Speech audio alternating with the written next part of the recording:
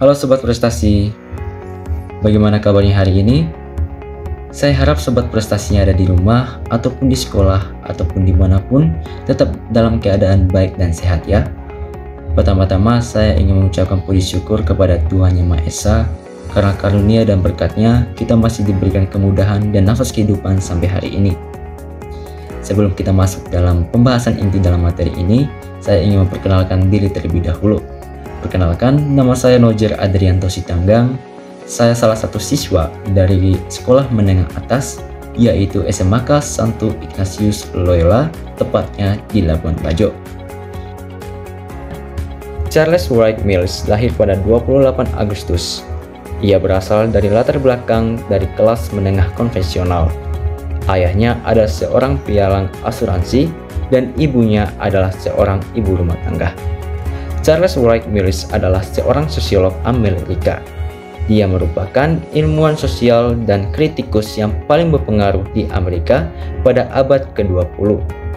Tokoh panutan dari Charles Wright Mills ini adalah Max Weber. Ia bersama Hans Hieronymus mempopulerkan teori Max Weber di Amerika Serikat.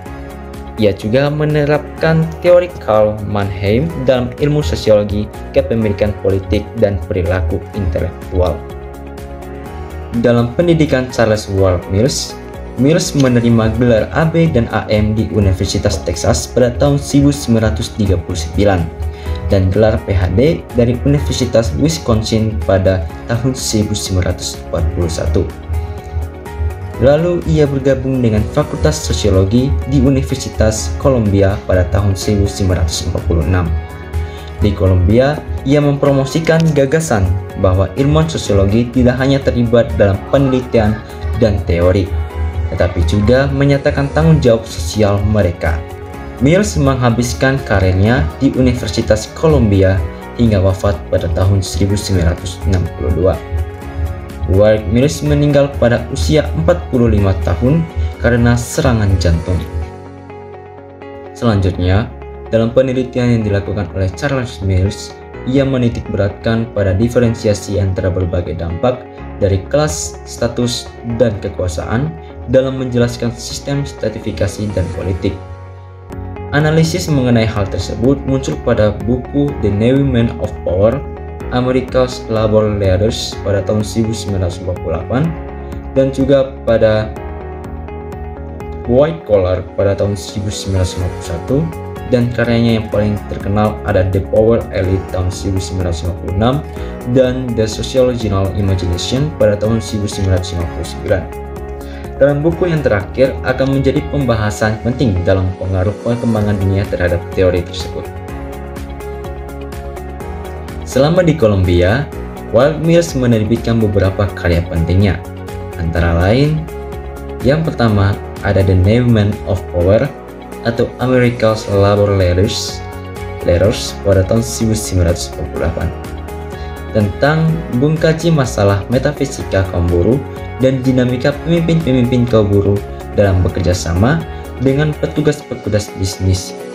Mills berkesimpulan bahwa kaum buruh dibungkam karena roti dan keju, sehingga kemudian menghentikan struktural challenge atau tantangan atau perlawanan struktural.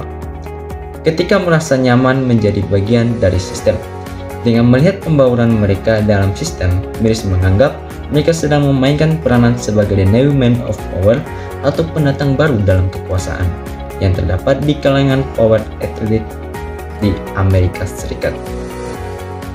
Kemudian karya keduanya ada White Collar atau The American Middle Class pada tahun 1951.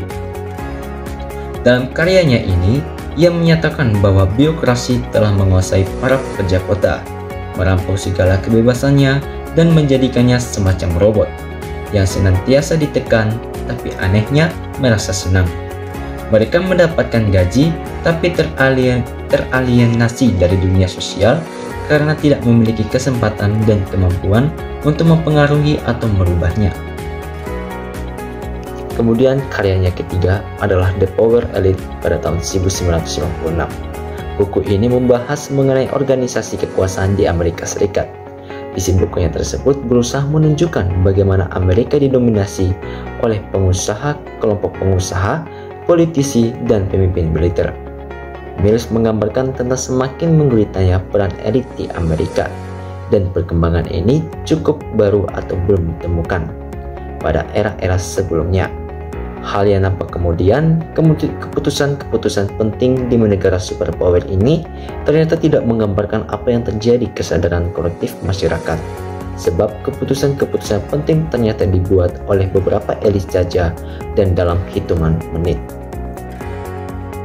Kemudian karyanya yang keempat yang sangat terkenal adalah The Sociological Imagination pada tahun 1959. Dalam karyanya ini menjadi karya penting Mills dalam membahas ilmu sosial.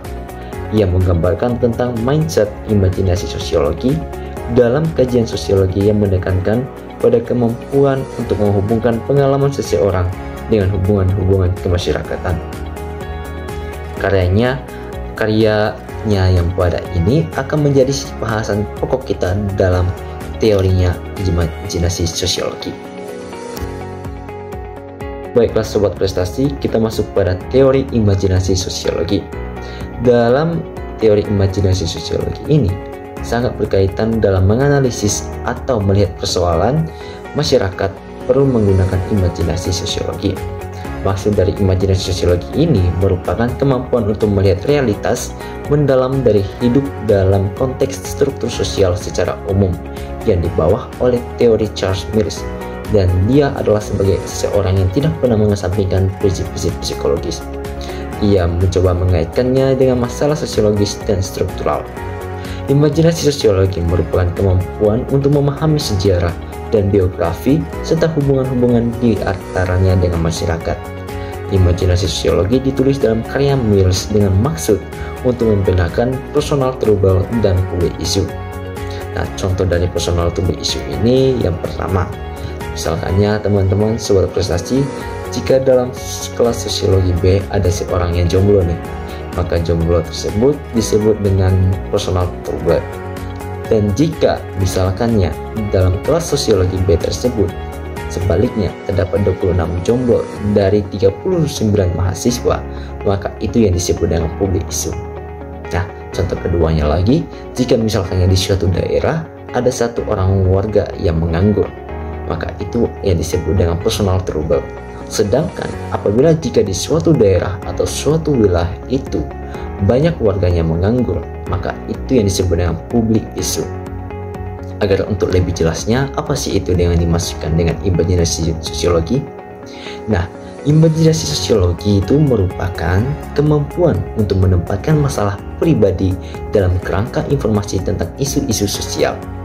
Mills mengatakan bahwa apa yang orang butuhkan manusia adalah kualitas pikiran yang akan membantu mereka untuk menggunakan informasi dan mengembangkan alasan untuk mencapai penjumlahan jelas tanpa apa yang terjadi di dunia dan apa yang mungkin terjadi dalam diri mereka.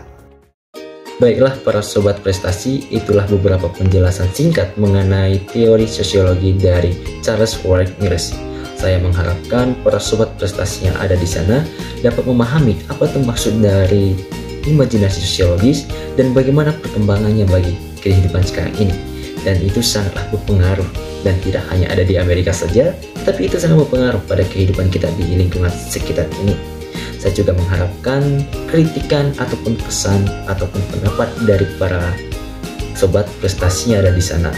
Karena saya mengetahui bahwa video dan materi dalam pembahasan saya pada video ini masih kurang lengkap atau belum sepenuhnya dikatakan sempurna, sehingga setiap kesan ataupun kritik yang diberikan saya bisa menerimanya demi mencapai kesempurnaan dalam video ini. Sekian dari saya, Nojer Adrianto Sitana, mengucapkan terima kasih banyak.